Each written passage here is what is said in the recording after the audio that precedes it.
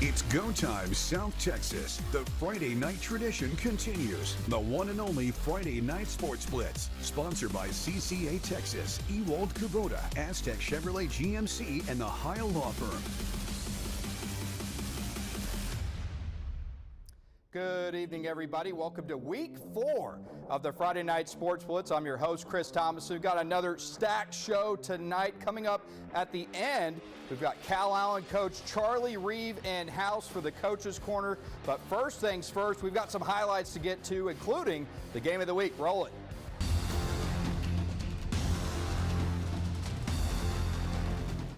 Got the Battle of the Beatens, 3-0 Gregory-Portland visiting 3-0 Sinton. Something's got to give. Here, GP going for it on 4th down and getting it. Carter Dominguez moving the sticks.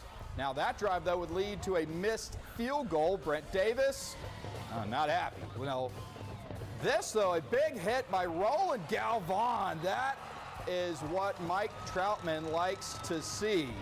Of course, he was a defensive guy back in the day, still is, you'd argue. Here, later, GP going for it again on 4th down. This time, it's going to fail. That Pirate defense coming up big, and Micah Green taking advantage here. The big gain and the hurdle.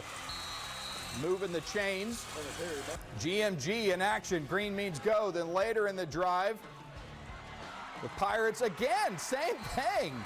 Don't tackle him low. He's just going to do that off the fake punt, picking up the 1st down. Then Green again putting Sinton up to start the second quarter, 7-0. Let's take a look at the final. The Pirates now 4-0. They hand GP its first defeat of the season, but great game tonight, 38-28 the final. How about over at Buck Stadium? Miller still looking for their first win of the year. To do it, they'd have to beat state-ranked Cuero. Here, the Gobblers getting in.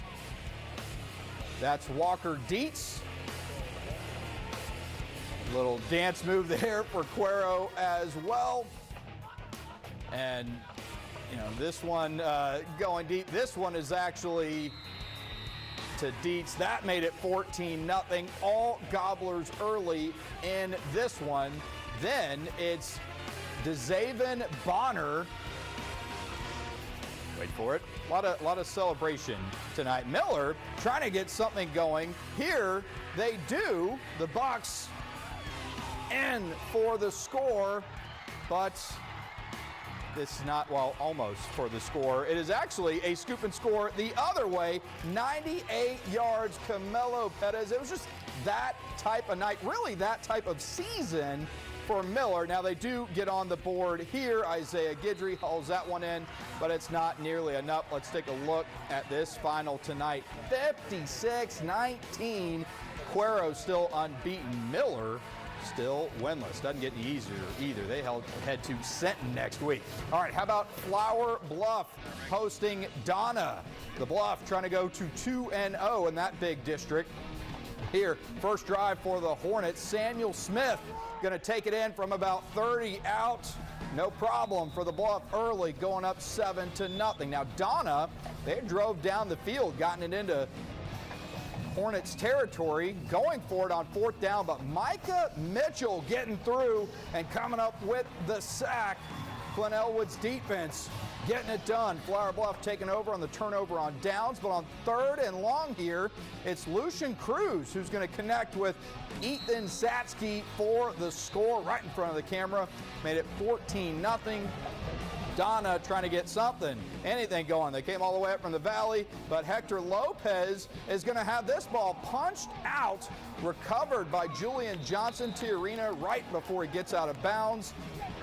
And the Hornets taking advantage. The very next play, Cruz, this time going to do it himself with the legs. Made it 21-0. Hornets still in the first. No issues tonight. Flour Bluff, big. That's not a misprint. 79-0. Donna, thanks for coming up.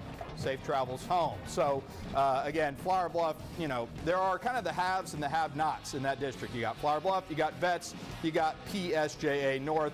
Everyone else arguably probably fighting for fourth, but we will see going forward. And how about Sinton? Mike Troutman's team getting a big win last week here on the Coach's Corner. Called Brent Davis a ball coach.